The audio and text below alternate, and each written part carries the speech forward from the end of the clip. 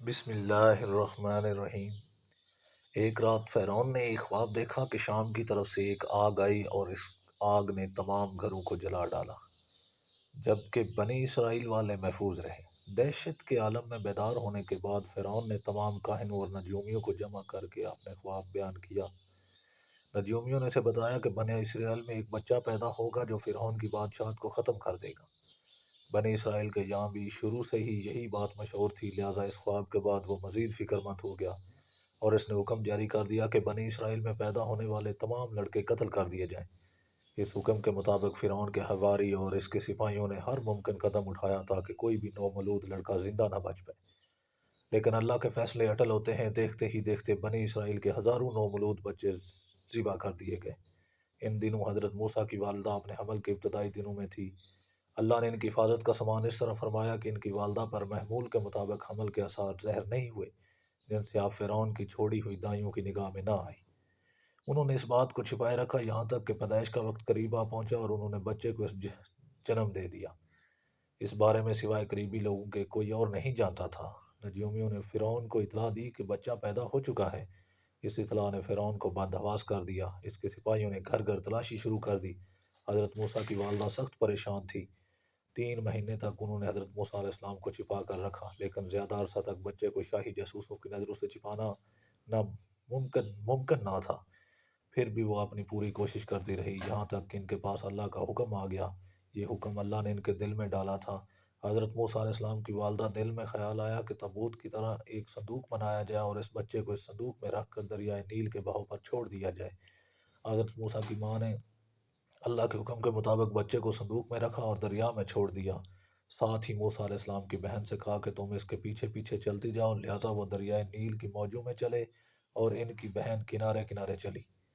صندوق بہتا ہوا محل کے تالاب میں پہنچ گیا، وہاں فرعون کی بیوی اور خادمائیں لطف اندوز ہو رہی تھی۔ صندوق پر ملکہ کی نظر پڑی، اس نے کنیزوں کو حکم دیا کہ صندوق کو تالاب سے نکال لاؤ۔ جب صندوق کھولا گیا تو اس میں ایک حسین اور تندرست بچہ آرام سے لیٹا ہوا تھا۔ ملکہ بہت خوش ہوئی، اس کی آنکھوں میں ممتا اتر آئی، شفقت و محبت سے بچے کو گود میں لے لیا۔ ملکہ نے سوچا کہ اس بچے کو بیٹا بنا کر پالنا چاہیے۔ محل میں کسی نے خدشہ ظاہر کیا کہ یہ بچہ بادشاہ کی سلطنت کو ختم کرنے کا سبب بھی بن سکتا ہے۔ فرعون کے دل میں یہ بھی خیال آیا کہ کہیں یہ بچہ بنی اسرائیل کا وہ لڑکا نہ ہو جس کے بارے میں نجومی نے پشین گوئی کی تھی۔ لیکن فرعون کی بیوی نے کہا کہ یہ بھی تو ہو سکتا ہے کہ یہ بچہ ہماری آنکھوں کی ٹھنڈک بنے، یعنی ہم اس کو اپنا بیٹا بنا لیں۔ اس پر فرعون نے کہا یہ صرف تیری آنکھوں کی ٹھنڈک ہے، میری نہیں۔ میں نہیں چاہتا کہ بنی اسرائیل کا کوئی بچہ میری نگرانی میں پلے، لہٰذا یہ صرف تیری ہی آنکھوں کی ٹھنڈک ہے۔ حضرت ابن عباس رضی اللہ تعالیٰ عنہ فرماتے ہیں کہ اگر فرعون یہ بات کہہ دیتا کہ یہ میری بھی آنکھوں کی ٹھنڈک ہے تو اللہ تعالیٰ اسے بھی ہدایت دے دیتا۔ ملکہ نے اس بچے کا نام موسیٰ رکھا، جس کے معنی ہے کہ وہ شخص جو پانی سے نکالا گیا ہو۔ بچے کو جب محل میں لے جایا گیا تو اس نے دودھ کے لیے رونا شروع کر دیا۔ بچے کے پاس دودھ پلانے والیاں لائی گئیں، لیکن بچے نے کسی عورت کا بھی دودھ نہ پیا۔ جو عورت بھی آپ کو دودھ پلانے کی کوشش کرتی ناکام ہو جاتی۔ ادھر موسیٰ علیہ السلام کی بہن دور کھڑی یہ سب دیکھ رہی تھی۔ موسیٰ علیہ السلام کی بہن نے فرعون کی بیوی سے کہا کہ میں تمہیں ایسا گھر نہ بتاؤں جو اس بچے کی تمہارے لیے پرورش کرے اور اس بچے کی خیر خواہ ہو، اس لیے وہ ایک غریب گھرانے سے ہے۔ جب انہیں معلوم ہوگا کہ یہ بچہ فرعون کے گھر سے آیا ہے تو انہیں انعام و کرام ملنے کی امید رہے گی۔ اس گھر میں نیک سیرت خاتون ہے، وہ اس بچے کو بخوشی دودھ پلانا قبول کرے گی۔ فرعون کی بیوی نے کہا چلو ٹھیک ہے، لہٰذا آپ کی بہن انہیں گھر لے کر آئی۔ محترمہ نے بچے کو دودھ پلایا تو آپ نے فوراً دودھ پینا شروع کر دیا۔ اب چونکہ بچے نے کسی اور کا دودھ پینا قبول نہیں کیا تھا، اس لیے وہ خود بچے کو لے کر آتے تھے۔ اس طرح موسیٰ علیہ السلام کی والدہ کا بے حد احترام ہونے لگا۔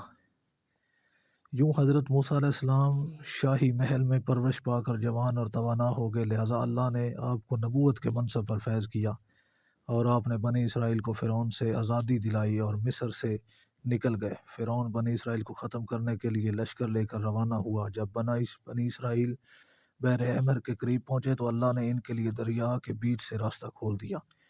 یہ وہی موقع تھا جب فرعون کا وہ خواب پورا ہونے والا تھا اور اس کی بادشاہت اور لاؤ لشکر تباہ و برباد ہونے والا تھا۔ بنی اسرائیل تو سمندر کے پار چلے گئے، مگر جب فرعون اپنے لشکر سمیت ان کے پیچھے آیا تو سمندر کا یہ راستہ بند ہو گیا اور وہ اپنے لشکر سمیت اس سمندر میں غرق ہو گیا۔